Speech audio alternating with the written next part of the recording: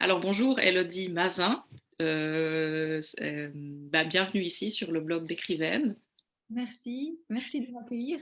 Avec grand plaisir. Donc Elodie, on se connaît toi et moi parce qu'on a déjà travaillé ensemble et puis enfin on se connaît depuis longtemps.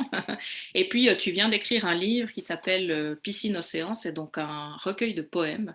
Est-ce que tu peux nous le montrer? Parce que en fait je vais t'expliquer pourquoi moi j'ai pas mon exemplaire. Tu arrives à le monter un tout petit peu? Merci beaucoup. Donc voilà le petit recueil de poèmes Piscine Océan que tu as écrit. Merci beaucoup Elodie. Alors, édité chez Saison des Pluies, donc éditeur suisse. Toi-même tu es suissesse, donc c'est important évidemment que je te mette dans le paysage de la poésie suisse, suisse romande. Pourquoi j'ai plu? Alors moi j'ai reçu un exemplaire de ta part, évidemment, que j'ai lu attentivement et que je vais me reprocurer. Et en fait, il y a quelques jours, j'ai revu ma prof de français. Alors c'est intéressant.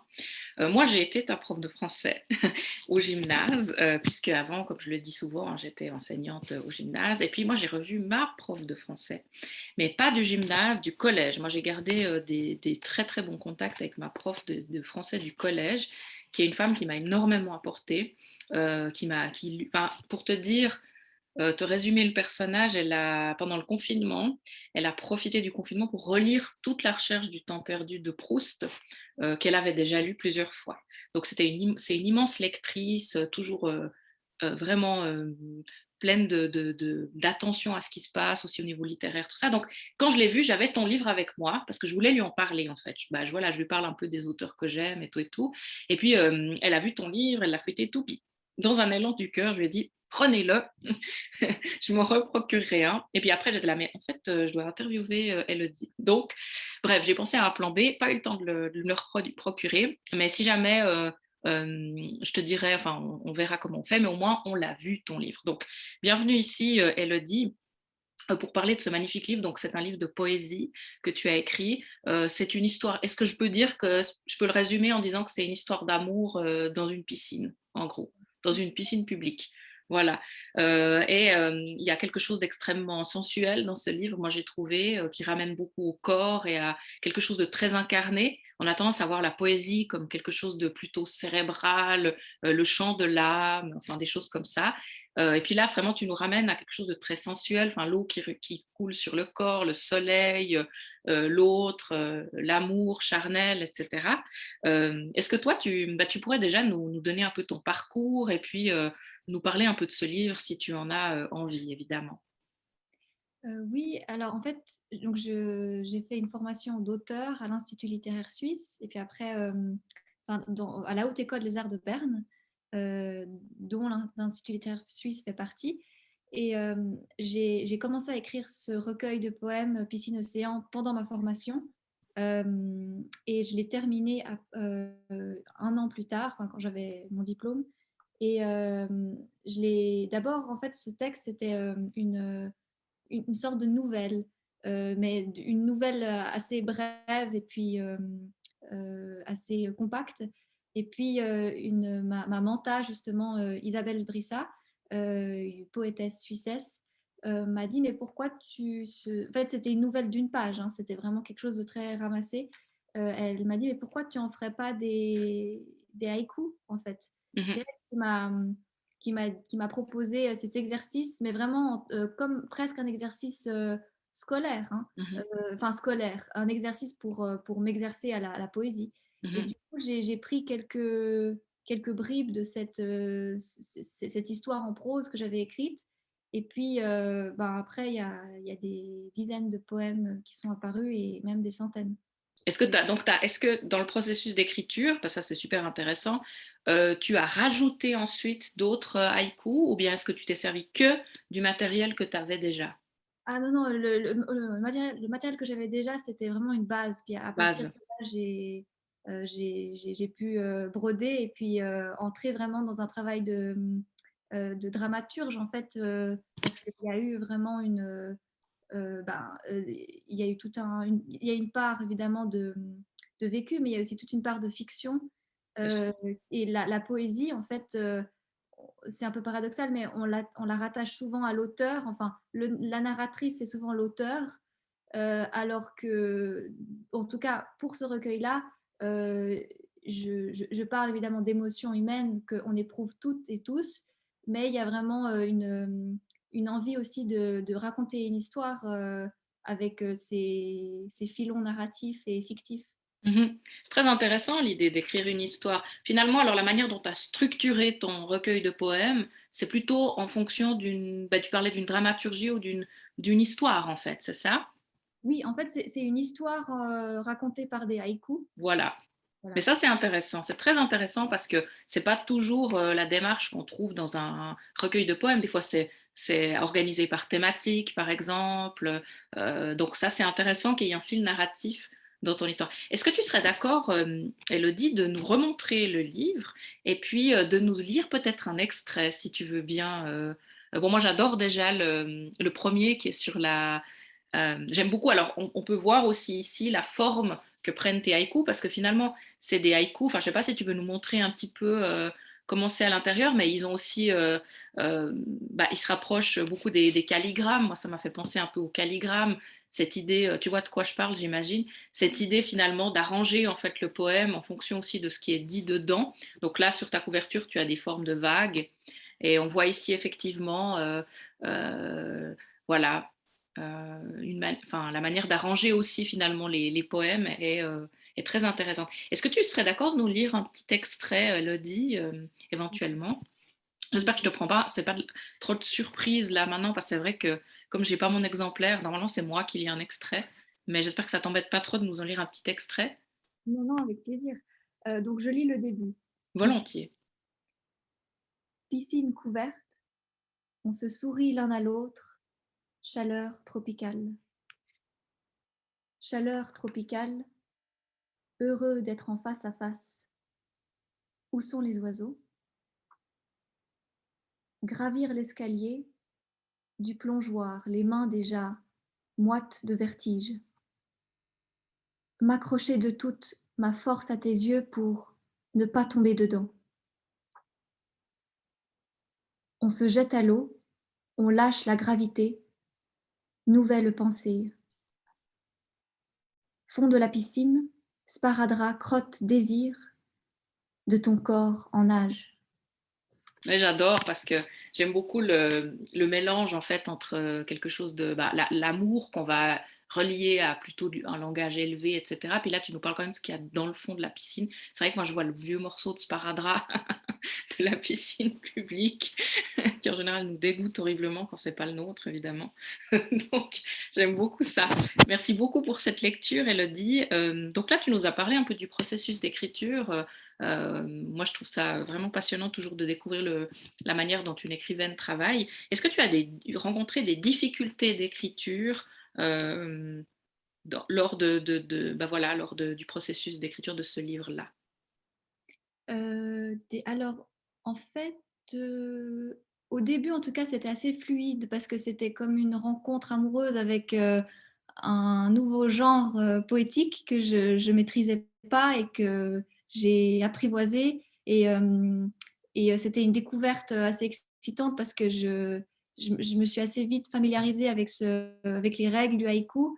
Euh, et puis, je dirais la difficulté, c'était à un moment donné, j'avais environ 140 poèmes, mais non, j'avais 70 poèmes et ça faisait environ 7 pages à 4, Ouais. ce qui n'était pas beaucoup. Et je voulais partager ces poèmes, les publier, mais c'est vrai que plusieurs éditrices, éditeurs m'ont dit c'est un peu, il y a pas assez de poèmes.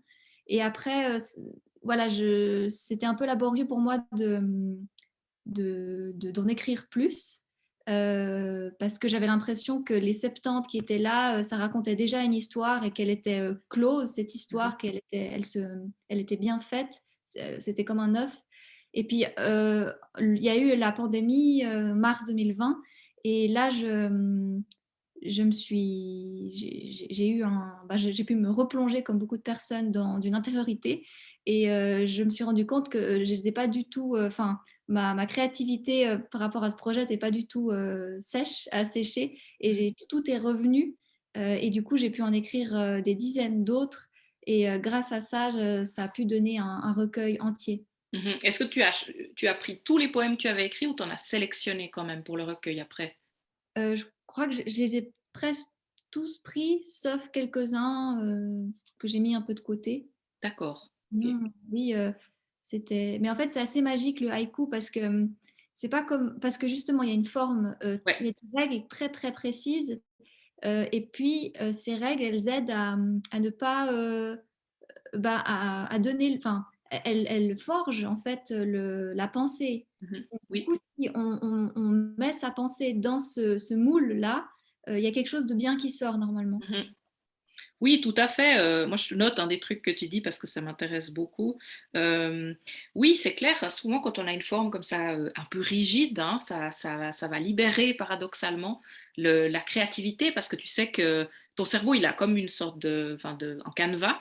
Mm. Et puis, il va commencer, lui, à travailler. C'est comme ça que fonctionne beaucoup la créativité, hein. Quand on lui donne un cadre, notre cerveau va se mettre quand même va se mettre dans le cadre et produire, en fait. C'est pour ça que partir comme ça, des fois, dans l'inconnu sans cadre, ça n'aide pas. Donc là, tu avais ce cadre déjà posé par ton enseignante, ta manta, à l'Institut littéraire, qui t'a permis ensuite de déployer cette créativité magnifique qu'on trouve dans ce livre, dans ce recueil de poèmes, qui fait vraiment du bien, parce que c'est vrai qu'en termes de poésie suisse, on voit, et de poésie en francophone, hein, de manière générale en ce moment, je pense aussi à Cécile Coulon, par exemple, on voit l'émergence de nouvelles voix féminines.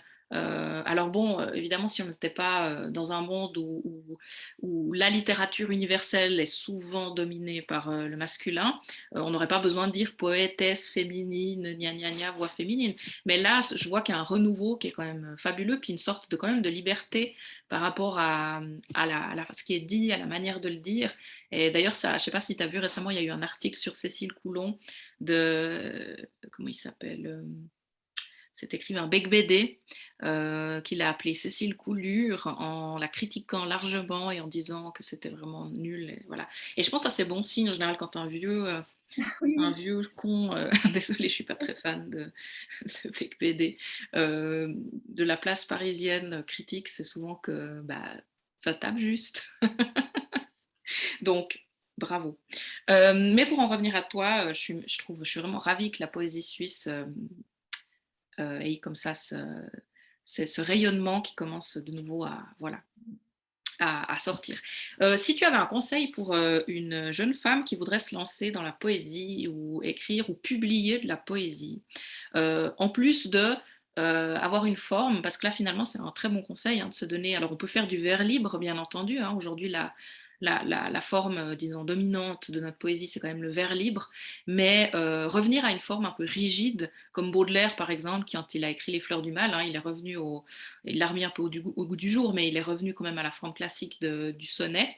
Ça a donné beaucoup d'élan à sa créativité. Donc au-delà de revenir à quelque chose dans la forme un peu rigide, on va dire, comme le haïku, est-ce que tu aurais d'autres conseils à donner à une jeune femme qui veut, ou à une femme hein, qui veut écrire de la poésie et puis publier de la poésie? Quels seraient tes conseils, Elodie? Oula, alors, bon, moi, je suis vraiment toute nouvelle sur la place hein, et puis débutante encore. Ne Mais sois pas trop modeste, tu es quand même une écrivaine, je veux dire, tu as un diplôme. oui, oui. Pas Mais trop de modestie, Elodie, tu es tellement... Enfin, il est magnifique ce livre, je trouve. je dirais qu'il faudrait euh, ben, déjà écrire, voilà, se lancer. Mhm, Euh, et puis, euh, bah, évidemment que je dirais qu'il faudrait s'entourer de poétesses et mhm, poètes. mhm, Euh, et puis aller chercher auprès d'elles, auprès d'eux, eh ben, des conseils et puis surtout ben voilà, leur demander s'ils peuvent lire, si ils et elles peuvent voilà, faire des commentaires, des retours. Enfin, mhm, je pense que ça, comme toute chose, l'écriture, ça s'apprend mhm. même Ouais. si on peut avoir une prédisposition, une sensibilité, parce que disons, la prédisposition, c'est une sensibilité, il faut apprendre en fait. Mhm, Et ouais. je pense que c'est au contact des autres qu'on peut apprendre. Ouais. Et puis après, pour la publication, ben, envoyer aux éditrices, aux éditeurs qu'on aime. Mhm, euh, euh, et puis aussi, peut-être ne pas. enfin, ça c'est un peu facile comme conseil, mais ne pas se vexer des refus, parce qu'en Mmh. fait, souvent les maisons d'édition, elles ont il y a toute une réalité budgétaire derrière, et parfois, elles refusent un manuscrit, mais pas parce qu'il n'est pas bien écrit, ou pas parce qu'il ne plaît pas, mais parce que ça c'est pas à la mode, et puis cette maison d'édition n'est pas assez connue pour oser prendre des risques, ou bien parce que, il y a bah, voilà, par exemple pour moi, j'ai pas été, publiée par une autre maison d'édition parce que, il y avait pas assez de poèmes, et Mmh. puis, voilà, il fallait quand même un livre avec un minimum de pages pour investir. Mmh. Voilà, faut Oui, c'est pas. comme la nouvelle, hein, bon, maintenant ça recommence à être un peu, plus, en vogue, la nouvelle, mais pendant longtemps, une personne qui débutait dans l'écriture, qui envoyait un recueil de nouvelles à un éditeur, ils avaient tendance à être refusés, enfin le recueil avait tendance à être refusé. Enfin, tu m'arrêtes si je me trompe, mais j'ai vu beaucoup d'éditeurs dire: «Non, mais un recueil de nouvelles, on commence pas avec ça, on commence avec un roman.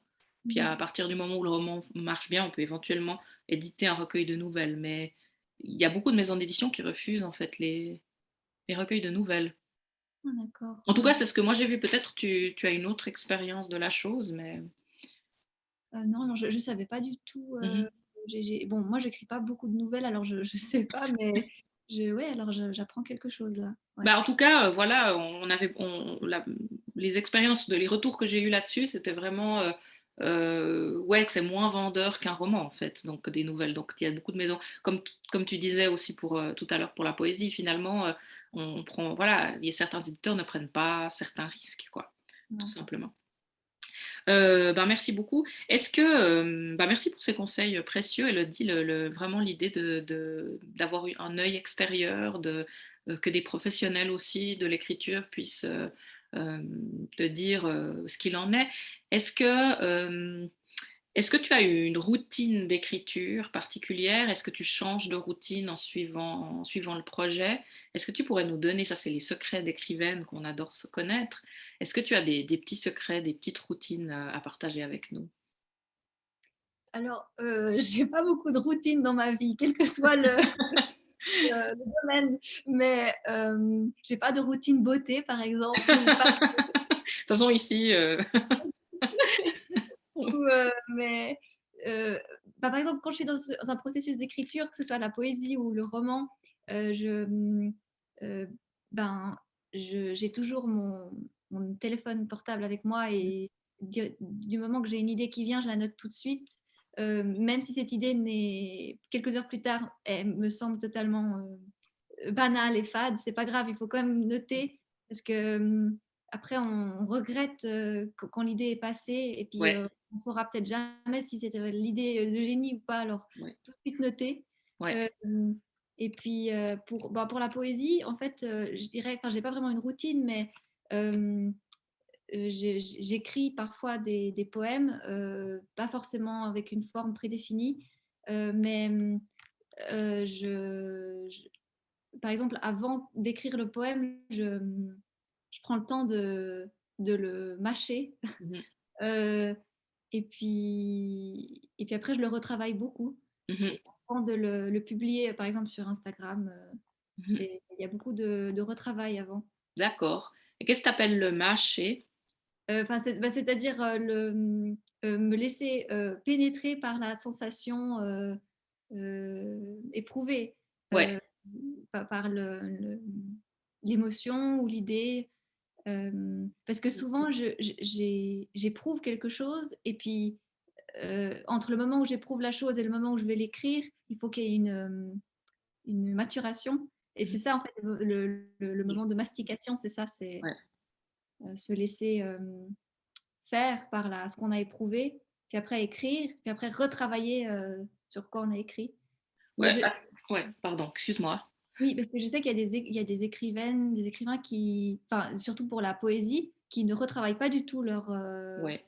posent comme ça les mots, et ça j'admire. J'en connais une par exemple de poétesse qui fait ça, elle écrit, et elle touche plus le poème. C'est comme ça, c'est sorti comme ça, parce Ouais. qu'elle y a pensé beaucoup avant. Mais Mmh. personnellement, même si j'ai beaucoup pensé avant, j'ai besoin de refaire, le parcours, et de retravailler le texte. Ouais, tout à fait. Bah, oui, c'est intéressant ça c'est vrai que la poésie, c'est quelque chose, voilà, un art presque de l'immédiateté, mais en même temps, derrière, il y a tout un travail, bah, voilà, que beaucoup de poètes testent et beaucoup de poètes, comme tu n'es pas la seule, font, et qu'on on va pas forcément saisir dans le poème qui, lui, nous donne une sensation ou juste oui, une émotion, un instant capté. C'est un peu ça aussi, même s'il y a une histoire derrière, elle se raconte ici en instants finalement qui sont captés comme ça dans ton livre. Je vais bientôt te lâcher la grappe, mais c'est vraiment passionnant de parler avec toi.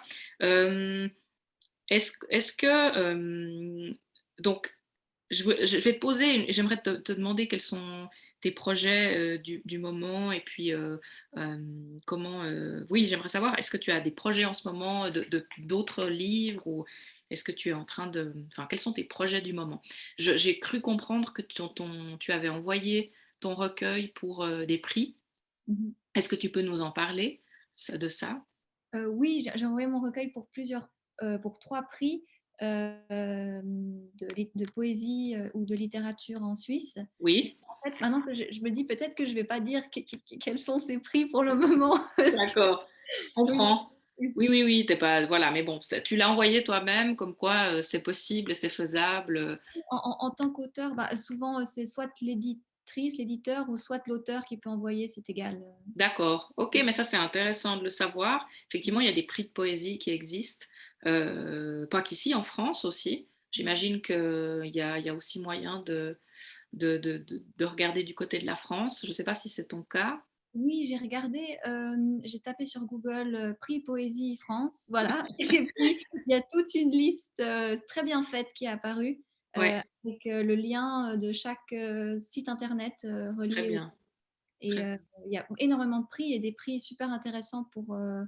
Il y a notamment le prix de poésie des lycéens. Ouais, Ça fait partie du prix Copo.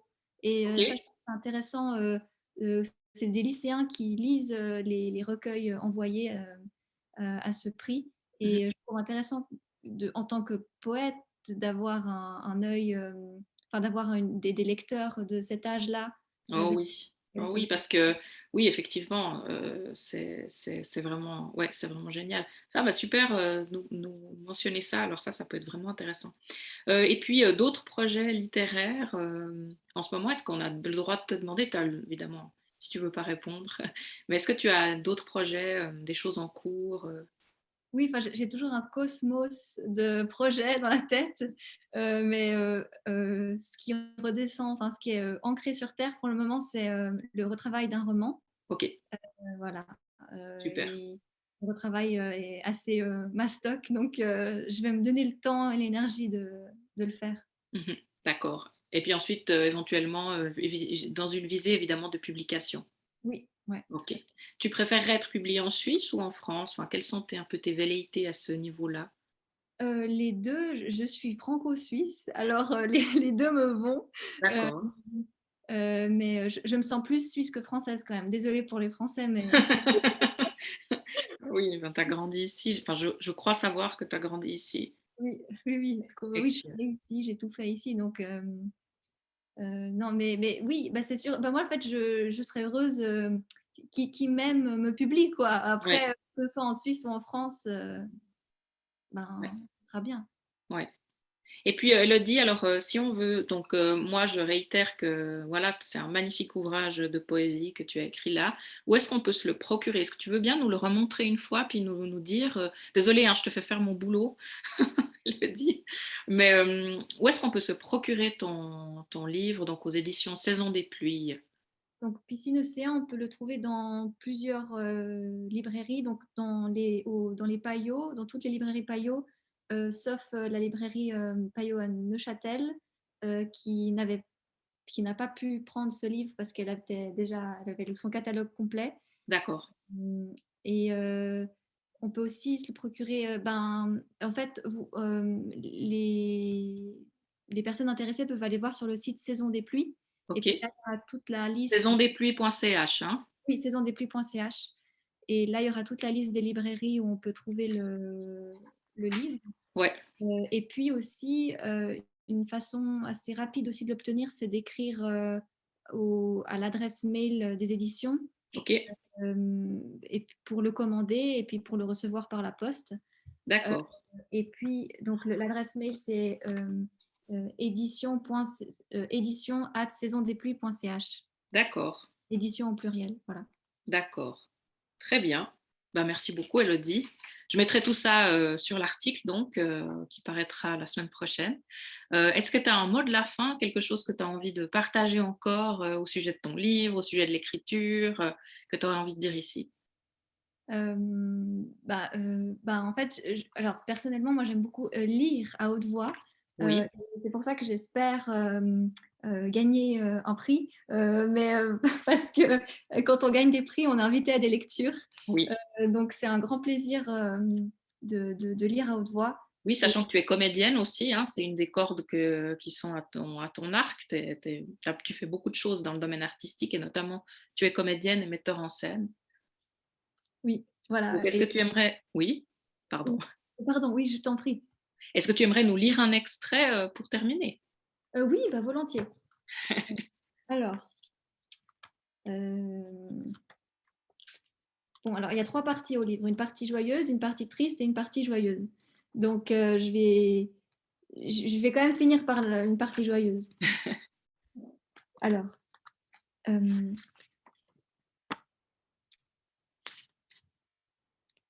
vision stupéfiante, ton sourire en plein envol, papillon d'été. Chaleur tropicale, après la baie vitrée, cerisier chargé.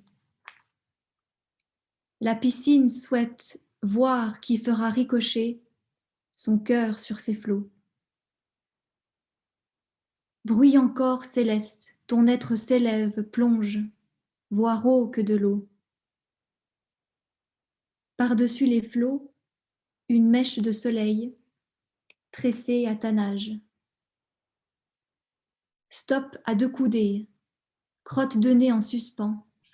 Fuyons, mon amour. Magnifique. Merci beaucoup, Elodie. Merci infiniment pour ce moment de poésie.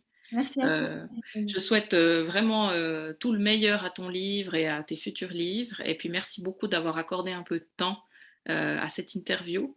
Et puis, voilà, à très bientôt pour la suite de tes aventures. Merci pour cette interview et à tout bientôt. À très bientôt, Elodie. Merci beaucoup, hein. Ciao, Merci. ciao. Au revoir Marie-Ève. À bientôt.